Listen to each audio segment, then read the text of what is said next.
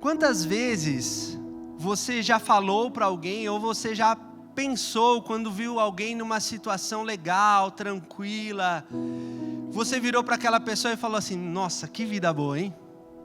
Que vidão, que vida boa. Às vezes essa pessoa estava relaxando em casa, ou um adolescente estava lá jogando videogame, dia da semana, de tarde, dormindo até depois do almoço. E aí você pensou ou você falou para essa pessoa: que vida boa, hein? Que vidão, olha só. E eu queria começar essa mensagem fazendo uma pergunta para você. O que quer vida boa para você? O que quer uma vida boa para você? Qual é a sua referência de vida boa? Para alguns pode ser não ter nenhum problema financeiro. Estou com as minhas contas em dia, estou com a minha casa, com o meu carro, estabilidade. De repente eu já tenho alguma grana guardada, um dinheiro guardado que me gera uma renda passiva, ao qual eu não tenho trabalho nenhum com aquele dinheiro, não preciso me preocupar. Então às vezes isso é uma vida boa para você, uma estabilidade financeira. Às vezes é uma liberdade geográfica, é eu poder viajar em qualquer época do ano que eu quiser. É eu poder morar onde eu quiser, porque isso não vai influenciar no meu trabalho. É uma liberdade em que eu posso pegar minha família, fazer um passeio com eles, às vezes numa terça-feira de manhã. Numa terça-feira eu chamar minha família e falar: vamos almoçar lá no interior, vamos lá para Vinhedo, vamos lá para Campos do Jordão, vamos para Monte Verde, não sei, aonde você gosta. Às vezes, ter uma vida boa é não ter que trabalhar. É ter já o recurso financeiro, já ser aposentado. Eu lembro que antes de vir para Alphaville eu tinha o objetivo de aposentar aos 40 anos. Eu acho que muitos vêm para cá com esse objetivo, para Alphaville. Mas às vezes, para algumas pessoas, é somente ter paz no coração. Isso é ter uma vida boa. Às vezes é ter saúde. Às vezes é alguém que tem dinheiro, alguém que está estabilizado no seu relacionamento, a sua família está estruturada, seus filhos criados, fazendo faculdade,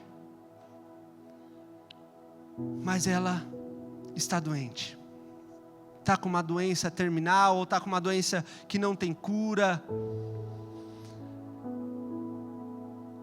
Às vezes, para algumas pessoas, ter uma vida boa é simplesmente ter um prato de comida na mesa, ou um travesseiro para se deitar a cabeça, um teto. E a verdade é que o conceito de vida boa, ele muda diante da situação individual de cada um. Ele não é um conceito genérico em que todo mundo aqui vai ter a sua representação, ou o seu conceito de vida boa igual. Cada um tem o seu conceito, cada um tem as coisas que alegram o seu coração. E a verdade também é que pode ser que a gente nunca alcance uma vida boa. Desculpa te falar isso nessa noite. Às vezes quando a gente mais tenta, mais a gente busca, mais a gente luta, mas mais estamos distante dessa vida boa. E é algo que às vezes o nosso coração até entra em conflito com aquilo que a gente sonha, espera, e às vezes até deseja do Senhor. A gente olha para a nossa vida, a gente vê que nós estamos disponibilizando tempo, atenção na palavra, na casa do Senhor, com a minha família, mas quando nós olhamos, nós ainda não estamos vivendo essa vida boa que o nosso coração tanto deseja. Parece que estamos distanciando, estamos nos afastando dessa vida boa.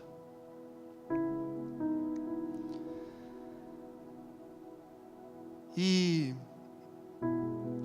quando olhamos para as Escrituras, nós vamos aprender algo. E eu quero até te pedir perdão por começar essa palavra te desanimando nessa noite. Mas a verdade é que Cristo não nos chamou para termos uma vida boa. Cristo não te chamou e não me chamou para ter um bem bom, viver num bem bom, viver de boa na lagoa. Já ouviu essa expressão? Lá em Mateus 10, eu quero que você abra aí. Em Mateus 10 é muito interessante porque Jesus está começando o seu ministério e Jesus separa 12 caras ali para andar e caminhar com ele. Pensa o coração desses caras, pensa o coração deles, eles estavam assim, uou, o próprio Deus encarnado, a promessa, o Cordeiro, o Messias, Ele está me convocando para viver o ministério dEle aqui com Ele na terra. Uou! Que legal!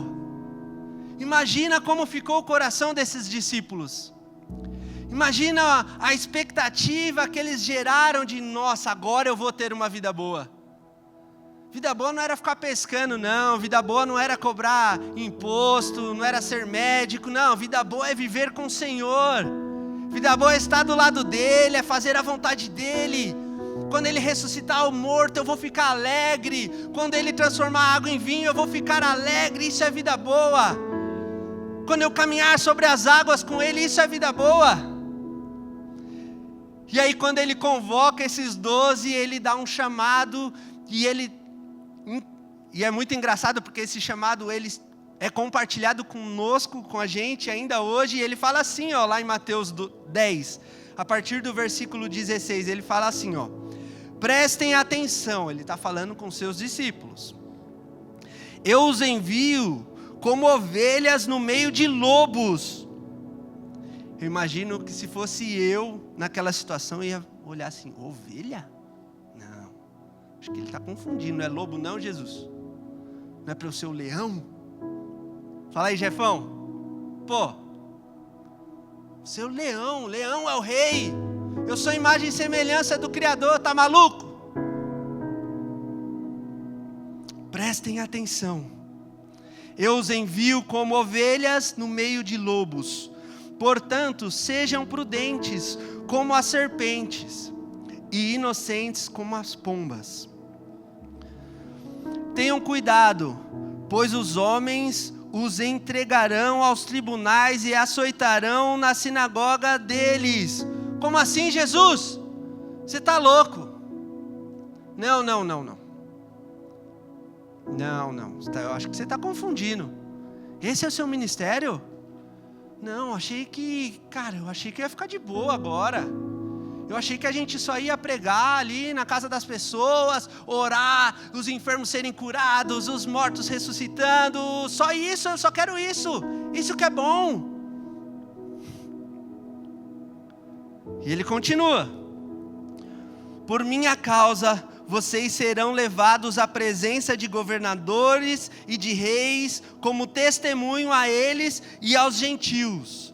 Mas quando os prenderem, não se preocupem quanto ao que dizer, ou como dizê-lo. Naquela hora será dado a vocês o que dizer, pois não serão vocês que falarão, mas o Espírito do Pai de vocês é que falará por intermédio de vocês. Olha como Jesus é louco. Eu acho que eles devem estar esperando assim, ó. Quando te prenderam, fica em paz, fiquem tranquilos, porque eu vou tirar vocês da cadeia. Quando baterem em vocês, fica tranquilo, vocês não vão sentir nada. Eu estou com vocês. Fique em paz, não vai acontecer nada disso. Jesus não falou isso, Jesus é maluco. Ele falou assim, quando você for lá, não se preocupe, mas continua falando do meu evangelho. Quando você estiver preso, não se preocupe, continue pregando as boas novas. Olha esse Jesus que inverte as coisas. Olha esse Jesus que vem falando para eles assim, ó, primeiro ponto, A primeira coisa que eu quero que vocês entendam é que vocês não terão uma vida boa, uma vida fácil. E ele fala assim no versículo 21, só vou ler a parte A. Não, o 21 vai inteiro. O irmão entregará a morte a outro irmão, o pai entregará o filho. Filhos se rebelarão contra os pais e os matarão. Todos odiarão vocês por causa do meu nome. Olha isso. Não, Jesus. Não está certo isso não. Você não veio para salvar a gente? Não está conectando. Não está conectando. O Deus de amor, o Deus de alegria, o Deus que fala que tudo posso naquele que me fortalece, o Deus que fala que eu vou multiplicar, que tudo vai prosperar na minha vida. Ele está chamando os seus discípulos, os 12, aqueles que vão estar perto dele, aqueles ao qual fundaram a igreja, que hoje nós temos que agradecer, porque se estamos aqui hoje, foi porque eles não desistiram. Ele chega para esses, que eram os próximos dele, e fala assim, ó, eu quero que vocês estejam perto de mim, mas vocês vão sofrer. Vocês não vão viver uma vida boa. Vocês não vão viver uma vida fácil. Não. E no meio de tudo isso, nós precisamos tomar muito cuidado.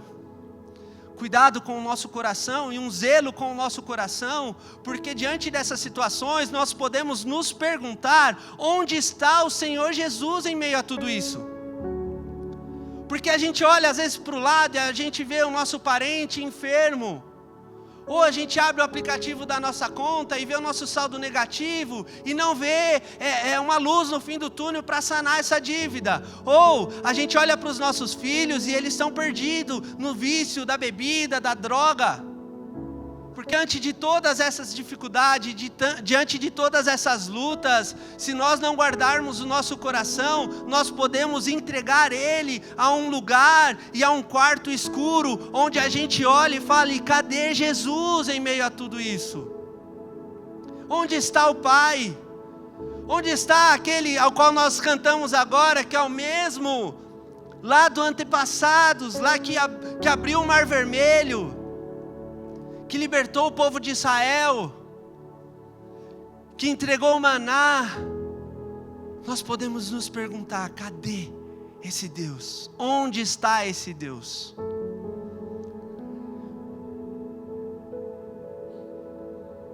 Mas é muito linda a palavra do Senhor, porque mesmo eu trazendo algo às vezes tão triste e pode ser tão desanimador para você, eu tenho algo bom para te dizer, que o Senhor, Ele não veio para te dar uma vida boa, mas Cristo veio para te dar uma vida plena.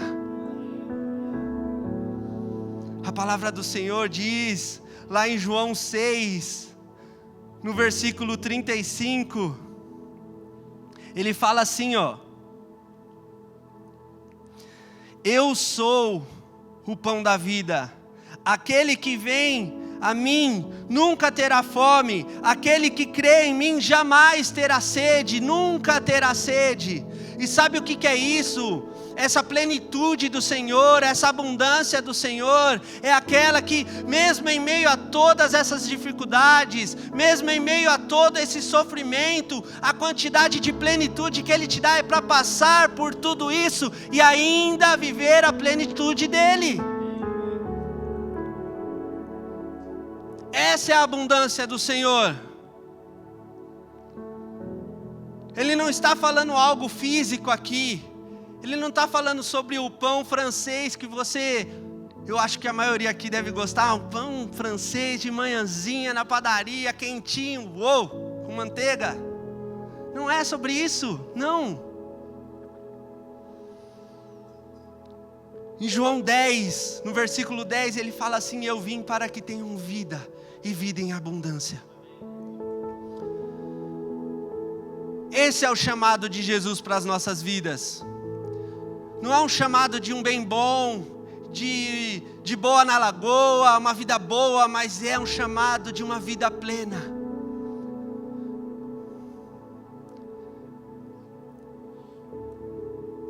A vida que o Senhor nos convoca a viver não é uma vida com ausência de dor, sofrimento ou tribulação, mas é uma vida tão cheia da presença de Deus, que mesmo nos dias de lutas, a paz permanece.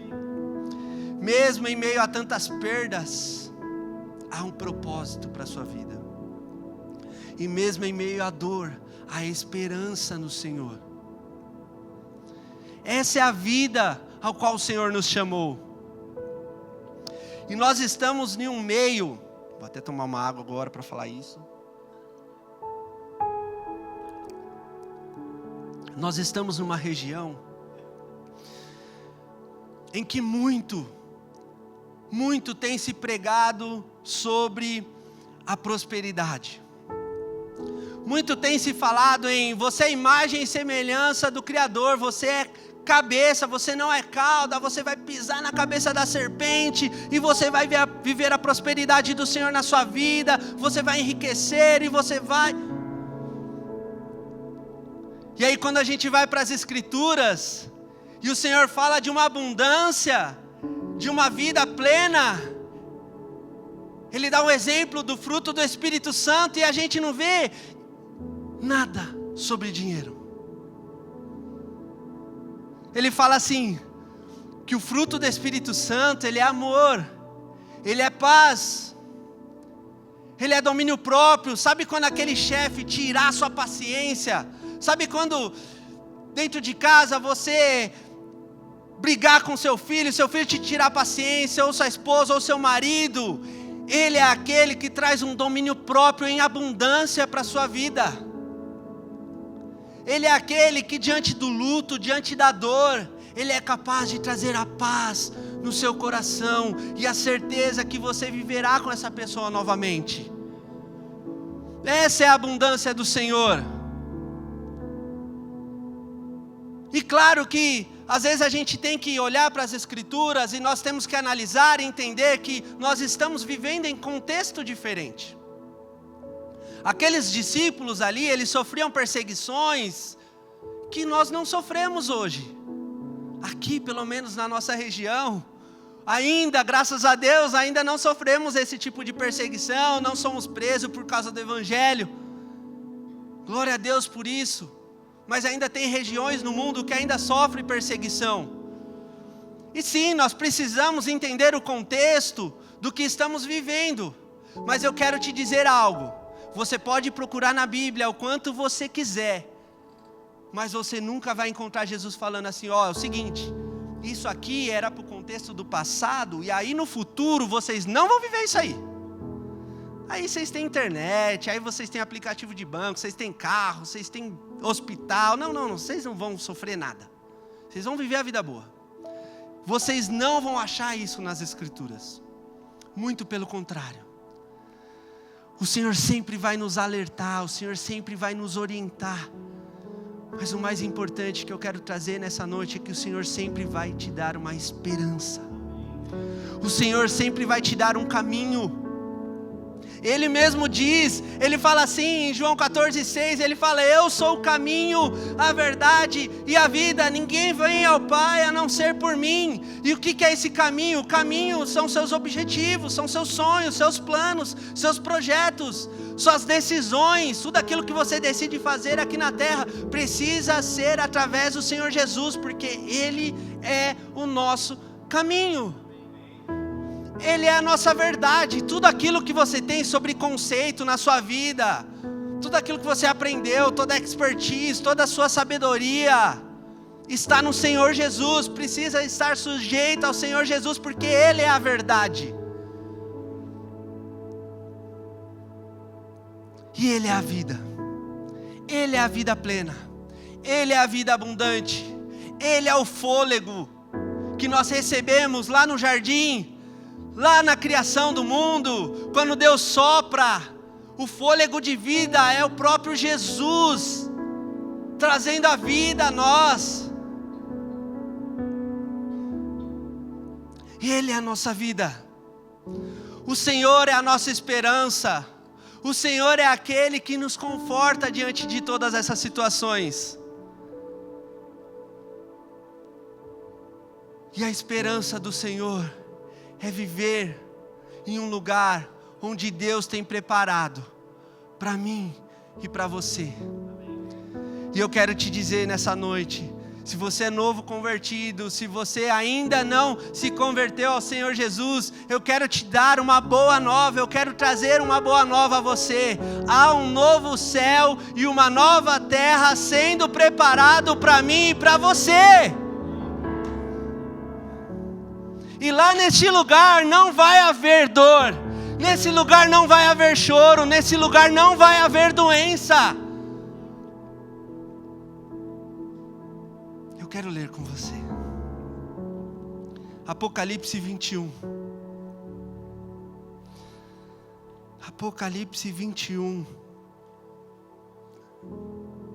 A partir do versículo 1. Aqui é João. João experimentou algo que nós não podemos imaginar. Ele foi o único que conseguiu ver todas essas coisas. E olha o que ele viu. Então vi novos céus e nova terra, pois o primeiro céu e a primeira terra tinham passado e o mar já não existia, ou seja, tudo aquilo que conhecemos já tinha se passado. Vi a cidade santa, a nova Jerusalém, que descia dos céus, da parte de Deus, preparada como uma noiva adornada para o seu esposo. Ouvi uma alta voz que vinha do trono e dizia: eis o tabernáculo de Deus, está com homens, com os quais ele viverá. Eles serão o meu povo, o próprio Deus estará com eles, e ele será o Deus deles. Ele enxugará dos seus olhos toda lágrima. Não haverá mais morte, nem aflição, nem choro, nem dor, pois todas as coisas antigas já se passaram. Aquele que estava sentado no trono disse: vejam, eu farei nova todas as coisas. E acrescentou: escreva isto, pois essas palavras são verdadeiras e dignas de confiança. Disse ainda: está feito, eu sou o alfa, o ômega, o princípio e o fim. A quem tiver sede, darei de beber gratuitamente da fonte da água da vida. Aquele que vencer herdará tudo isso, e eu serei o seu Deus, e ele será o meu filho.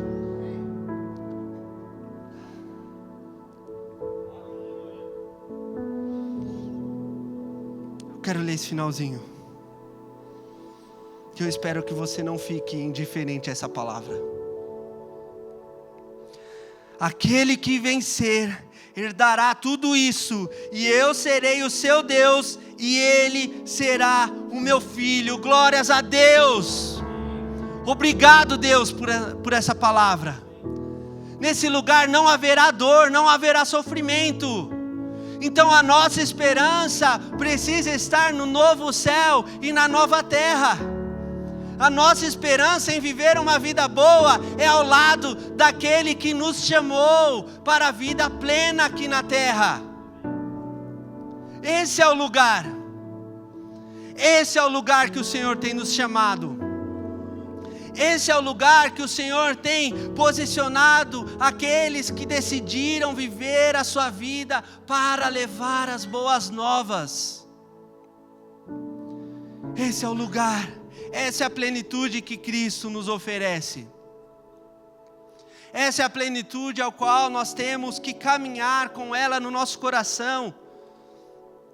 E não deixar as dificuldades, as dores, os sofrimentos do dia a dia roubar essa esperança, essa certeza e essa confiança no Senhor.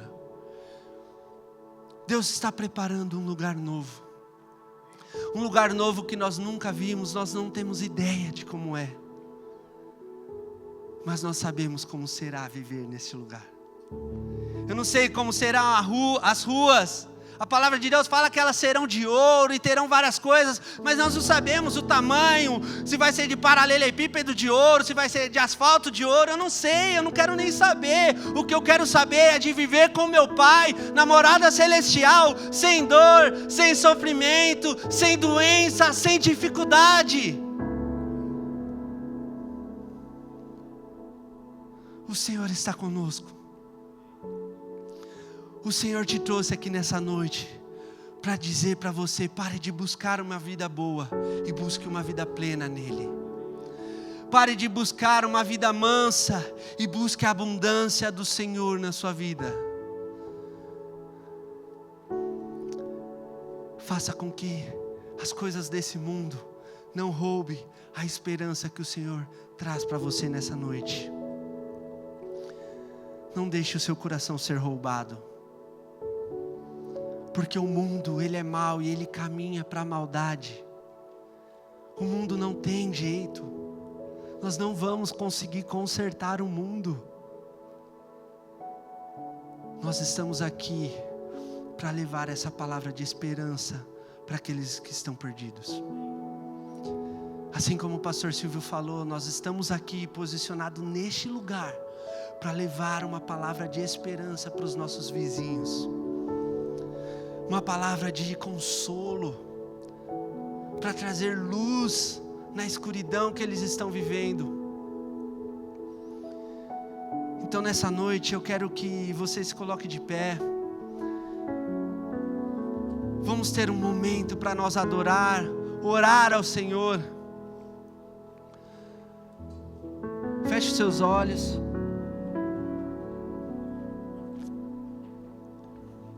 Coloque a mão no seu coração. E vamos entrar no momento.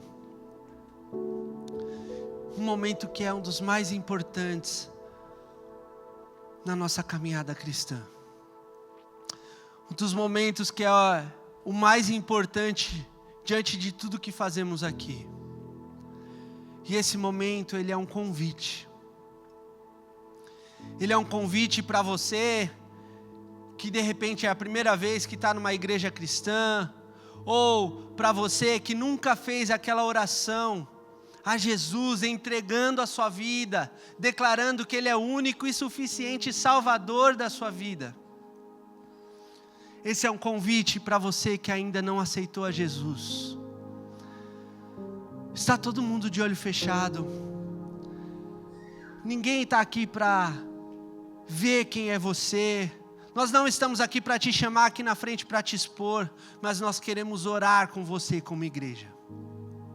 Você que nunca fez essa oração de entrega da sua vida ao Senhor Jesus, levante sua mão. Levante sua mão nessa noite, nós queremos orar com você. Nós como igreja queremos te conhecer, queremos estar perto de você, queremos poder te abraçar e te consolar. Se você nunca fez essa oração de entrega ao Senhor Jesus, levante sua mão.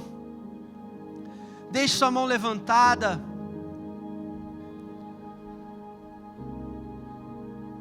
E eu quero fazer um segundo convite. Um convite para você que já aceitou Jesus como seu único e suficiente Salvador, mas diante de todas essas situações que eu mencionei aqui, diante do dia a dia da sua vida, você infelizmente se afastou do Senhor.